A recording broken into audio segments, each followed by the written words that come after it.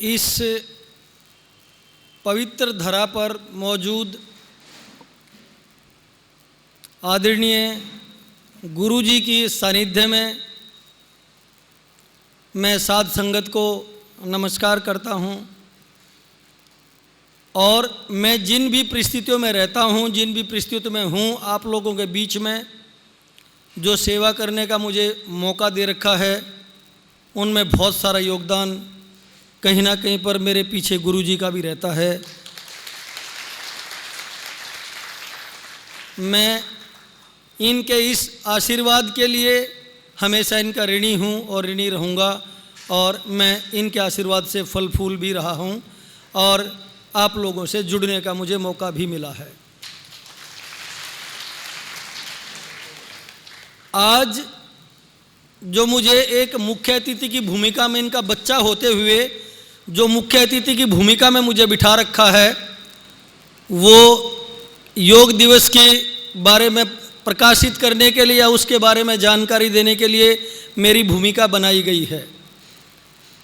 योग प्रणाली और योग क्रिया हमारे वैदिक क्रियाओं का एक हिस्सा है और पुराने दिनों में क्योंकि भारत ऐसे ऐसे महात्माओं की वजह से जो आध्यात्म की विज्ञान साइंस के वैज्ञानिक हैं, उनकी वजह से भारत हमेशा संस्कारों की विज्ञान में, आध्यात्मवाद की विज्ञान में पूरे विश्व को मार्ग दिखाने वाला रहा है, जिसका प्रयास मंचासीन विभूति जो हमारे समक्ष एक भगवान स्वरूप बैठे हैं, वो उस चीज़ को बहुत आगे ले जा रहे हैं और हम अपने आप को सब कृतज्ञ महसूस करते हैं कि हमें ऐसे लोगों का सानिध्य मिलता है।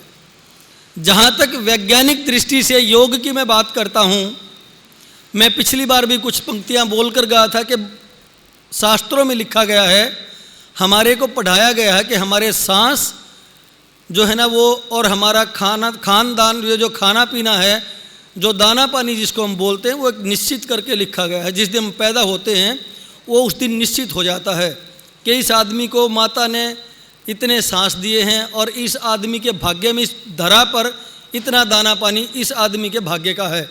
हम किसी के घर चले जाते हैं, किसी के घर जाते जाते रुक जाते हैं और हम कहते हैं कि भाई तेरे घर का दाना पानी आज मेरे भाग्य में नहीं था, या भाई तेरे घर चाय पीने आ नहीं सका क्योंकि तेरे कप में मेरे भाग्य की चीनी और पानी आज नहीं था। तो शायद कहीं ऊपर से निर्धारित होता है। और मैंने एक किताब पढ़ी है इंग्लिश की, जिसका हिंदी का मतलब ये होता है कि कहीं हम ही ना हो। जो हम कर रहे हैं, जो मैं बोल रहा हूँ, महाराज जी मुझे आशीर्वादित कर रहे हैं, ये कहीं ना कहीं पे ऊपर से डिजाइन और डेस्टिनेटेड होता है। उसका हमारा तो नाम होता है, काम करने वाली ये विभूतियाँ ही होती हैं जिनके सानिध्य से, जिनके आशीर्वाद से हम लोगों के सांस, हम लोगों के क्रियाकलाप चलते हैं। तो जैसा मैं बता रहा था कि हमारे सांस और दाना पानी, एक आदमी दिन में लगभग 23,000 सांस लेता है और क्योंकि सांस निश्चित है, मान लो किसी के भाग्य में माँ भगवान ने लिख के भेजा है, गुरुजी ने लिख के भेजा है कि 1 करोड़ सांस है, मान लिया है।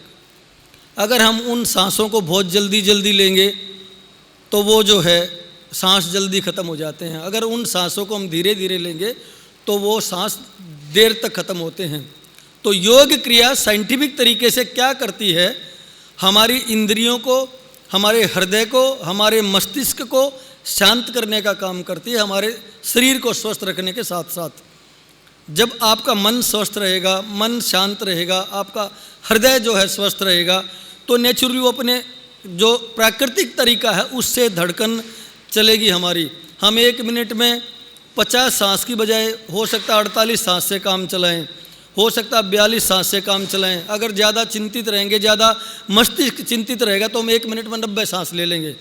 तो इस तरीके से जो योग क्रिया है वो हमारे को स्वस्थ रखने के साथ साथ दीर्घायु भी पैदा करती है।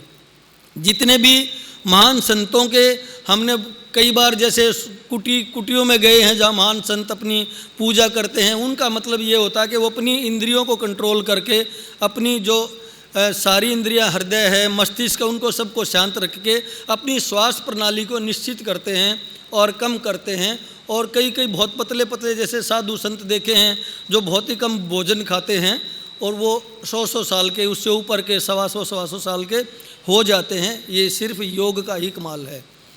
हम खान पान, एक चिकित्सक होने के नाते ये चीज़ भी बता रहा हूँ कि हम जो खान पान करते हैं आजकल, फास्ट फूड है, ये चाइनीज़ फूड है, ये सब चीज़ें हैं, वो चीज़ें भी हमारे को नुकसान करती हैं, शरीर के किसी न किसी हिस्से को प्रभावित करती हैं, जिससे हमारी श्वास प्रक्रिया तेज होती है और हमारी जो दीर्घायु होती है उसको हमारी कहीं ना कहीं पे वो डेंट डालती है, उसको कम करती है। तो जैसे हमें दिशा निर्देश दिए जाते हैं, संस्कारों की जननी हमारे देश में गुरुजियों के साथ साथ माँ भी होती है। तो माँ का जो खाना बनाया हुआ होता है वो खाना किसी मार्केट में, किसी समाज में, किसी दुकान पे नहीं मिलता। माँ की जो शिक्षाएं दी होती हैं, गुरुजियों की शिक्षाएं दी होती हैं, वो सब चाहे किताबों में भरी पड़ी होती हों, लेकिन वो आदमी जब सुनता है, आदमी जब देखता है, आदमी जब उन पे ऊपर अमल करता है, तभी उनका प्रभाव मालूम पड़ता है। तो जो हमारे को जो शिक्षाएं दी जाती हैं, हालांकि हम सब उन बातों को जानते हैं, गुरुजियों के कहने से, किताबों के कहने से, माँ बाप के कहने से, टीचर्स के कहने से हम उन पर अमल करना शुरू करते हैं तो ही हमें उनका फ़ायदा मिलता है।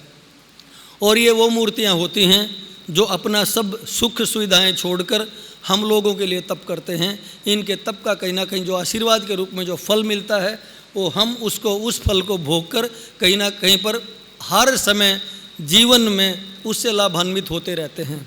हमें इनके चरणों में हमेशा नमन रखना चाहिए। जो ये मार्ग, दिशा, रास्ता बताते हैं, हमें उसका आचरण करना चाहिए, उस पर चलना चाहिए। अगर हम सुधरेंगे, हमारा घर सुधरता है, हमारा घर सुधरेगा तो हमारा मोहल्ला और हमारा गांव सुधरता है, हमारा गांव सुधरता है तो हमारा जिला और प्रदेश सुधरता है, और प्रदेश सुधरता है तो हमारा कहीं ना कहीं देश सुधरता है। और ये जो राष्ट्र निर्माण का बीड़ा इन लोगों ने उठा रखा है कि एक बार फिर से भारत सोने की चिड़िया बने और आध्यात्मवाद में पूरे विश्व को फिर से नई दिशा दे, वो इन लोगों के वचनों के बिना, इन लोगों के आशीर्वाद के बिना, इन लोगों के दिखाए हुए मार्ग के बिना संभव ही नहीं है।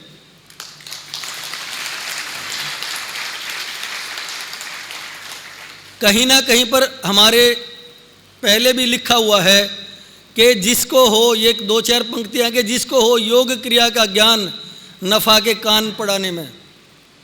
जो ऐसे संत होते हैं, ऐसे महात्मा होते हैं जो दिखावे के लिए काम करते हैं और उन्हें योग क्रिया का ज्ञान नहीं होता, उससे कोई फायदा समाज को नहीं होता।